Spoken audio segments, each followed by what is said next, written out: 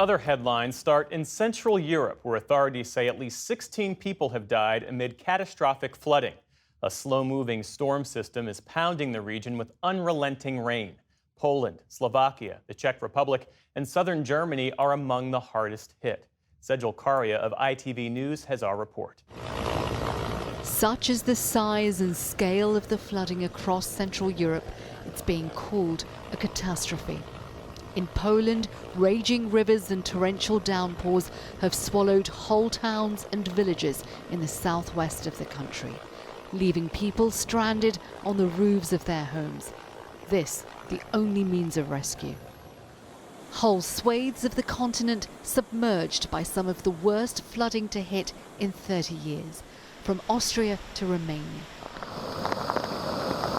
The gushing force of the floodwaters sweeping away everything in their path, destroying lives and livelihoods. The death toll rising from the devastation caused by Storm Boris.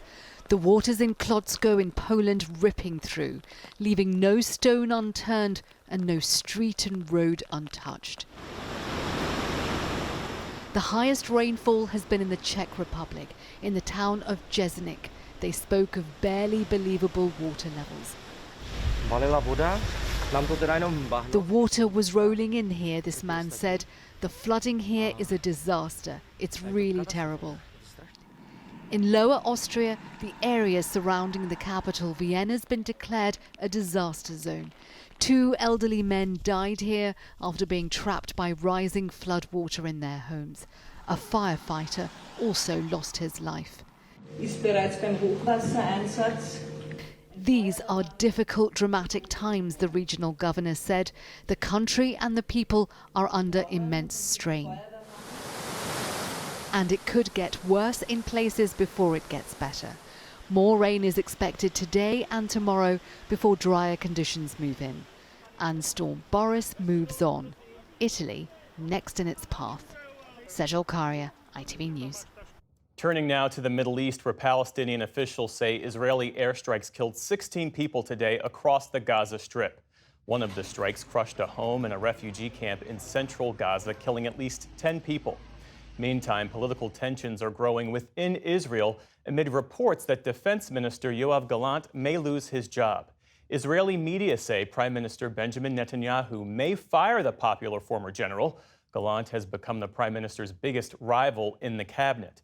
Speaking in Washington, D.C. today, Israeli opposition leader Yair Lapid, who is himself a Netanyahu critic, urged the Prime Minister to keep Gallant.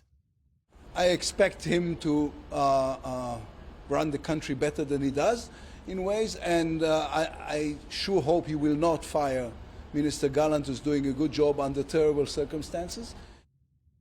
For its part, the U.S. State Department today said that the U.S. continues to engage with partners like Egypt and Qatar to try to present a revised ceasefire proposal for Gaza, but no timetable for such a proposal has been provided. The U.S. State Department has marked the 2-year anniversary of Mahsa Amini's death in Iran to call on the country's new president to do more to protect women. The 22-year-old died after she was arrested by Iran's morality police for allegedly not wearing a headscarf properly. In a joint statement with other nations, U.S. officials urged the new Iranian administration to ease pressure on civil society in Iran and to end the use of force to enforce the hijab requirement. Amini's death sparked mass protests around the world.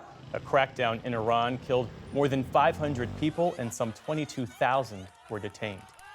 A gas pipeline that exploded in the Houston suburbs this morning sent a geyser of fire into the sky.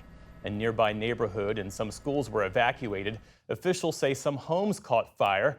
Firefighters tried to contain the flames. The operator of the pipeline says the gas feeding the flames was shut off, but that it could take hours or longer for all of the material to burn off. Officials say the focus is on keeping the fire controlled. All the resources that can be extended are here and present. Again, we're just in a containment mode to any of the facilities that are in close proximity. One firefighter suffered minor injuries. It's not yet clear what caused the blaze. The head of the U.S. Postal Service says he is personally fully committed to ensuring that all 2024 election ballots are delivered on time. Those comments come after a group of election officials raised concerns last week about the Postal Service's ability to deliver millions of ballots in November. In a letter today, Postmaster General Louis DeJoy wrote that some 650,000 postal workers are committed to providing a secure, efficient, and effective way for citizens to participate in the election. He added that in 2020, 99.9% of ballots were delivered within 7 days. Boeing says it's freezing all hiring and will consider temporary layoffs to offset the impact of an ongoing strike by factory workers. More than 30,000 Boeing staff on the West Coast are on their 4th day of a strike for better pay. Negotiations are expected to restart tomorrow. Boeing has seen a drop in orders for new planes after a piece of a passenger jet broke off back in January, sparking safety and production concerns.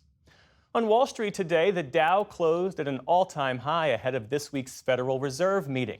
The index added more than 200 points, erasing its losses from earlier this month. The Nasdaq closed lower on the day, losing more than 90 points, and the S&P 500 made minimal gains. And a passing of note, Tito Jackson, one of the 5 brothers who formed the hugely popular Jackson 5, has died. He was the 3rd of 9 children in what would become a legendary music-making family. That's him in the back left. He sang background vocals and played the guitar for the iconic group, which ignited the career of younger brother Michael Jackson.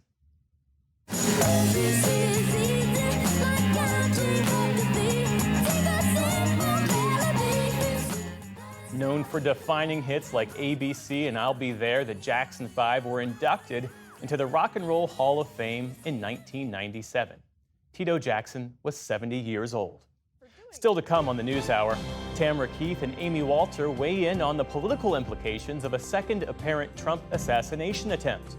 A Miami climate activist turns warnings about sea level rise into a collaborative art project. And members of a multi-generational apartment community give their brief but spectacular take on family. This is the PBS NewsHour from the David M. Rubenstein Studio at WETA in Washington, and in the West from the Walter Cronkite School of Journalism at Arizona State University.